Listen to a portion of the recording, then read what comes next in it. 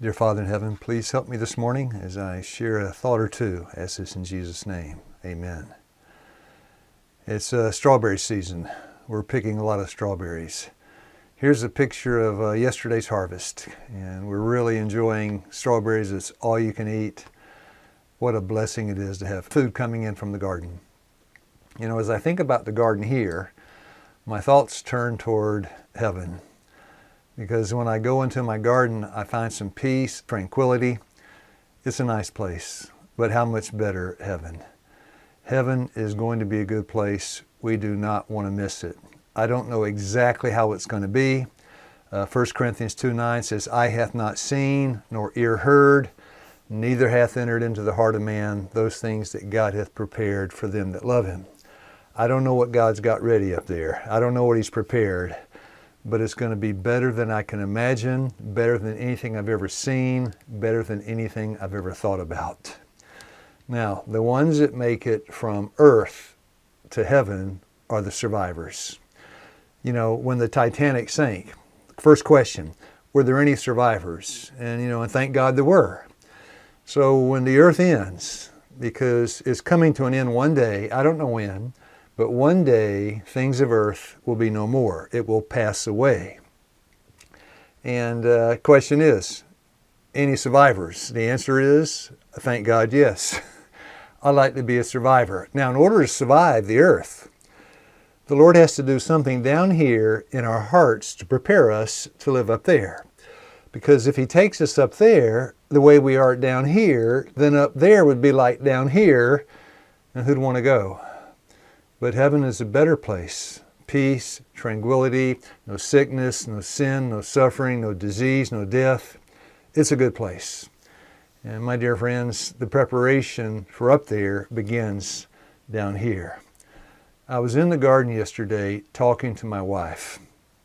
She was talking about heaven and gardening up there. Now that's a valid thought, because in Isaiah 65:17 it says, "Behold, I create new heavens and a new earth." And then 4 verses later in verse 21, "They shall plant vineyards and eat the fruit of them." Now I don't think in heaven we're going to be fighting bugs and insects, and we're not going to need pesticides and things like that. No, heaven's going to be a good place. It's going to be a joy to be out in the garden, and I know now from experience, there are a lot of weeds out there, and in the summer it's quite hot, and I'm bitten by mosquitoes all the time, and we got ticks, and we got all kind of varmints and critters. And we've got an electric fence, we've got an 8-foot high deer fence, we've got another chicken wire fence to keep the squirrels out. We've got all kind of fencing and protection. My dear friends, up in heaven, you don't need that. I don't know how it will be, but I know it's going to be good. Well, I'm planting tomatoes today. I planted tomatoes yesterday. I did put 17 out yesterday, and today I'm going to try to put some more. And so looking forward to that first ripe tomato from the garden. I don't know when that'll be. Hopefully by early July. It takes a while. And I was wondering, I wonder what gardening in heaven will be like. I mean, when I think of heaven, I think of all the things that other people think of. Seeing Jesus. Hope He has a little time for me. There's going to be a lot of people up there. And no more sorrow, no more sin, never parting from the people that we love. But I also think about things that I like to do and what it'll be like. And I love being out in nature, and I love gardening. So I don't know if there'll be an appointed gardeners in heaven, but if there are, I'd like to be one of those. And I know we won't have all these weeds to pull out like we do here. And we're not going to be worried about late frost that's going to kill all the good stuff, damage our trees and plants. We won't have to worry about watering in the summer when there's not going to be a drought where we have to do that. But I bet it's going to be wonderful. I can't imagine what the plants will be like there, but I think that we'll learn a lot more about them. That's going to be wonderful, and how they grow and all about the plants, but also the rest of God's creation, the animals, the birds. Wow, I mean, it's so wonderful here listening to the birds every morning. What will it be like there? How many billions of birds will there be, and all different kinds of animals that we can spend time with, and we don't have to worry about them wanting to hurt us or anything like that. So I'm pretty excited about learning more about God's creation. Stones, rocks, everything even.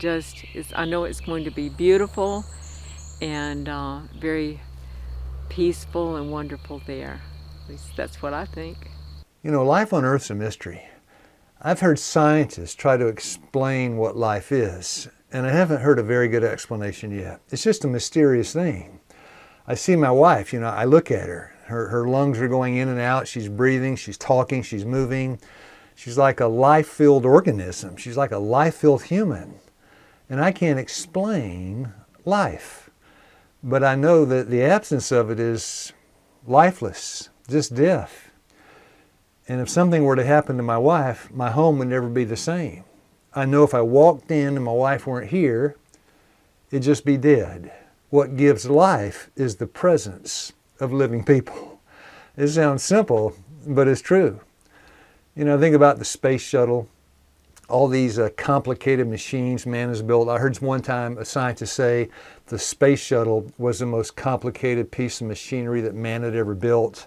I think I heard the same about the James Webb Space Telescope. You know, we build these bigger and better inventions, and we hear people say, oh, these are just so complex. These are such wonderful feats of engineering. My dear friends, nobody can build a body. Right, you can build a space telescope, but who can build a body? Who can give life?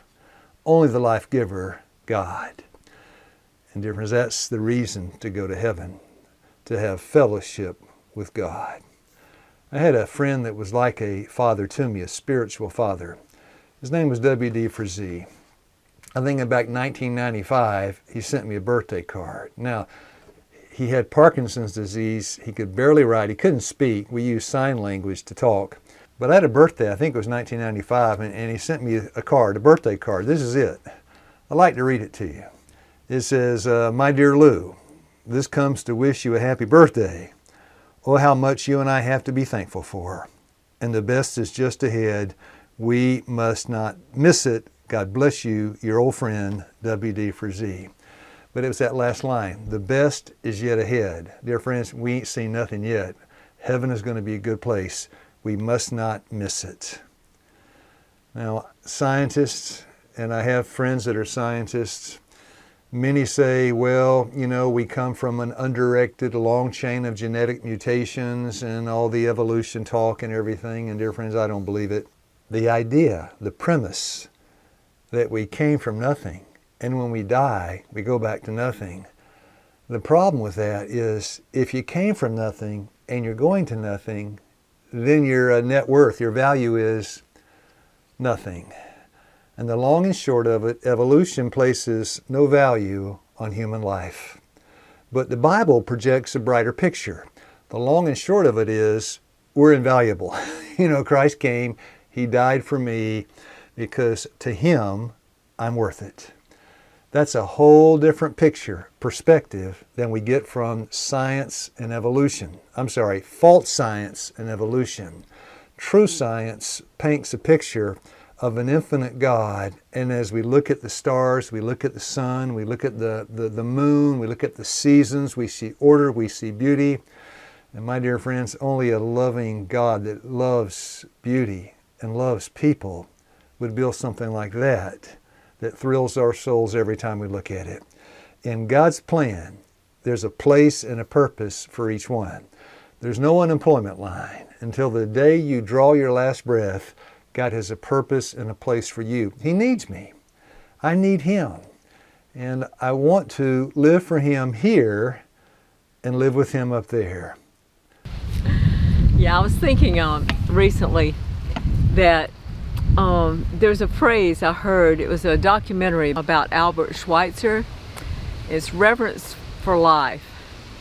And as I've grown with the garden, as we garden more, I've learned more and more to appreciate life and how important it is. That's it's a gift from God, life. Yeah. Man can't create life. It's just an amazing thing when we look around at God's creation. And it's not just the life of animals, but the life of plants and just an amazing, amazing creation. I don't even know how to explain it, but it's just a wonder to me. I look forward to heaven, where we can actually understand better how things grow and that process that's going on, and we can see the animals without fear that they're going to hurt us. It's going to be a wonderful, wonderful experience, I know, and continuing to learn for eternity about God's creation. It's just magnificent. A lot of people will look at you or look at me and they say, you've been such a failure when it comes to spiritual things. You're not able to exercise patience, you can't control your temper, and they give the long list. Dear friends, when God looks at you, if He sees an area in which you have failed 1,000 times, what He's going to do in love and mercy and patience is bring you right back to that place. But the world would say, because you failed so many times, there's no hope for you, you'll never get it right. God said, I'm going to bring you right back to that and give you the ultimate victory. In Hebrews 11:1, faith is the substance of things hoped for. It's evidence-based faith. And so, friends, God is able to take us and change us and help us to be survivors. So when the crisis comes at the end, we stand up for the gospel. We survive this earth. And I decided it would be nice to make a video series looking at 25 different aspects of surviving this world and going to the next. God bless you, my friends. You have a nice day. I'm weeding. Okay. My sister gave me this hoe. It's called the Cobra Head hoe. It doesn't really look like a hoe, but Yeah. it does a really good job of weeding. Okay. And so I've been, there's all these little fine grass and weeds coming up in here in this bed, Yeah. so I'm trying to get that out. Yeah, let's see here. Yeah. How does that thing work? Yeah, it's just, maybe you can see it better there. It's just like a big thumbnail. It just kind of gets under it and pulls Yeah. it up. So you Okay. can get all these little weeds too.